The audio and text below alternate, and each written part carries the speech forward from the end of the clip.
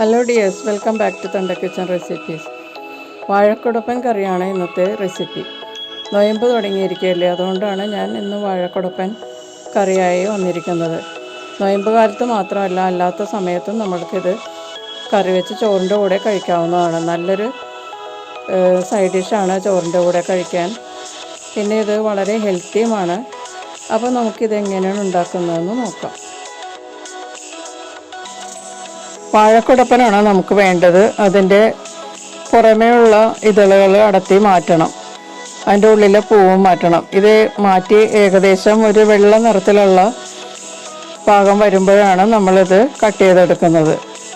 അപ്പോൾ ഞാൻ 2-3 എണ്ണം ഇതുപോലെ പൊളിച്ച് മാറ്റിയിട്ടുണ്ട്. അതിനുശേഷം ഇതിൻ്റെ അറ്റം കളഞ്ഞതിന് ശേഷം നേരിയതായിട്ട് ഇത് കട്ട് ചെയ്തെടുക്കുക.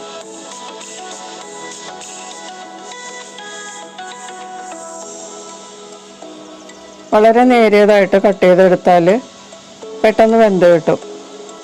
അപ്പോൾ ഞാനതെല്ലാം കട്ട് ചെയ്തെടുത്തിട്ടുണ്ട്. ആ ഞെട്ടും ആ കുറച്ച് ഭാഗവും നമ്മൾ മാറ്റണം. അതിനുശേഷം ഇതൊരു ബൗളിലേക്ക് മാറ്റാം. ഇതിലേക്ക് കുറച്ച് ഉപ്പ് ചേർത്ത് കുറച്ച് വെള്ളവും കൂടി ഒഴിക്കാം. എന്നിട്ടിത് നന്നായിട്ട് ഒരു ഈർക്കിൽ കൊണ്ടോ അല്ലെങ്കിൽ പപ്പടം കുത്തുന്ന കമ്പി കൊണ്ടോ ഒന്ന് വട്ടത്തിൽ ഇങ്ങനെ ഇളക്കിയാൽ ഇതിലുള്ള പശ പോലുള്ള നാര് നമുക്ക് ചുറ്റിയെടുക്കാൻ പറ്റും. നമ്മൾ കറി വയ്ക്കുമ്പോൾ അതിലുണ്ടാകുന്നത് നല്ലതല്ല. ചവയ്ക്കുമ്പോഴേക്കും അത് പശ പോലെ വരും, പിന്നെ ദഹിക്കാനും ബുദ്ധിമുട്ടാണ്. അതുകൊണ്ട് ഇതുപോലെ നമ്മൾ ചുറ്റിയെടുത്താൽ ആ പശ പോലുള്ള നാരൊക്കെ നമുക്ക് ഈ ഈർക്കിലോ അല്ലെങ്കിൽ കമ്പിയിലോ കിട്ടും.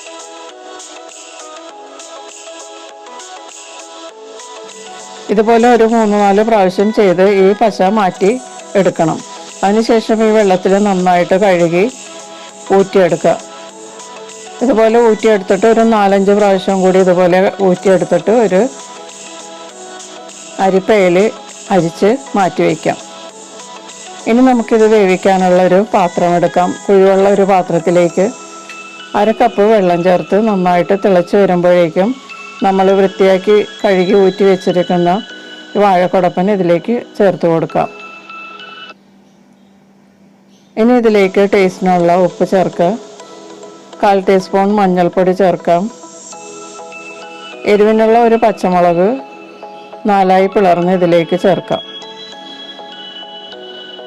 ഇനി ഇതിലേക്ക് ഒരു മീഡിയം തക്കാളിയുടെ പകുതി ചെറുതായി ചോപ്പ് ചെയ്തത് അതും ചേർക്കാം. എന്നിട്ടിത് മൂടി വെച്ച് നന്നായി ചൂടായി വരുമ്പോഴേക്കും തുറന്ന് നല്ലതുപോലെ ഇളക്കി കൊടുക്കുക. മീഡിയം ഹീറ്റിൽ വേണം ഈ സമയത്ത് കുക്ക് ചെയ്യാനായിട്ട്. നന്നായിട്ട് ഇളക്കി കൊടുത്തതിന് ശേഷം വീണ്ടും മൂടി വെച്ച് ലോ ഫ്ലെയിമിൽ ഈ വെള്ളമൊക്കെ നന്നായിട്ട് വറ്റുന്നത് വരെ കുക്ക് ചെയ്യാം. ഈ സമയത്ത് നമുക്കൊരു അരപ്പുണ്ടാക്കി എടുക്കാം. അതിനുവേണ്ടി 3 ടേബിൾ സ്പൂൺ ചെറിയ തേങ്ങ എടുത്തിട്ടുണ്ട് ഒരു പാത്രത്തിലേക്ക്. അതിലേക്ക് ഒരു പച്ചമുളക് എരിവിനുള്ളതും ഒരു ചെറിയ വെളുത്തുള്ളിയും ചേർക്കുക. പിന്നെ ഒരു 3 ഇതള് കറിവേപ്പില, പച്ച കറിവേപ്പില ചേർക്കുക. തേങ്ങയ്ക്ക് വേണ്ട ഉപ്പും കൂടി ചേർക്കുക. പിന്നെ ഒരു 2 ടേബിൾ സ്പൂൺ ചൂടാക്കിയ പൊട്ടുകടലയും കൂടി ചേർത്തിട്ട് നന്നായിട്ടൊന്ന് ക്രഷ് ചെയ്തെടുക്കുക. അരയണ്ട, ക്രഷ് ചെയ്താൽ മതി. അത് ഞാനിപ്പോൾ ഇതിലേക്ക് ക്രഷ് ചെയ്തെടുത്തിട്ട് ഇതിലേക്ക് ചേർത്തിട്ടുണ്ട്. ഇതിലേക്ക് 1/2 കപ്പ് വെള്ളവും കൂടി ചേർത്തിട്ട് നല്ലതുപോലെ മിക്സ് ചെയ്യുക. അതിനുശേഷം മൂടി വെച്ച് നന്നായിട്ട് വെള്ളം വറ്റുന്നത് വരെ ലോ ഫ്ലെയിമിൽ കുക്ക് ചെയ്യാം.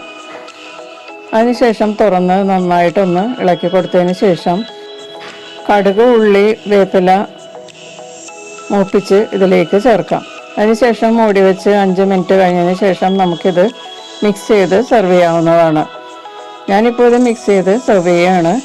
നിങ്ങളിത് ഉപയോഗിക്കുമ്പോഴേക്കും വറവ് ചേർത്തതിന് ശേഷം മൂടി വെച്ച് 5 മിനിറ്റിന് ശേഷം വിളമ്പിയാൽ മതിയാകും. അല്ലെങ്കിൽ മൂടി വെച്ചതിന് ശേഷം നമുക്ക് എപ്പോഴാണോ ആവശ്യം ആ സമയത്ത് നന്നായിട്ട് മിക്സ് ചെയ്തിട്ട് സെർവ് ചെയ്യാം. അപ്പോൾ ഈ വറവിൻ്റെ ടേസ്റ്റൊക്കെ നന്നായിട്ട് ഇതിന്മേലിൽ പിടിച്ചിട്ടുണ്ടാകും. വാഴക്കുടപ്പൻ കറി കഴിക്കുന്നത് വളരെ ഹെൽത്തിയാണ്. ചോറിൻ്റെ കൂടെ കഴിക്കാൻ നല്ലൊരു കോമ്പിനേഷനുമാണ്. അപ്പോൾ വളരെ ഹെൽത്തി ആയിട്ടുള്ള ഈ വാഴക്കുടപ്പൻ കറി എല്ലാവരും ഒന്ന് ട്രൈ ചെയ്ത് നോക്കുക. വീഡിയോ ഇഷ്ടപ്പെട്ടാൽ നിങ്ങളുടെ അഭിപ്രായങ്ങൾ കമൻറ്റ് ബോക്സിൽ അറിയിക്കുക. നമുക്ക് വീണ്ടും മറ്റൊരു റെസിപ്പിയുമായിട്ട് കാണാം. Thank you.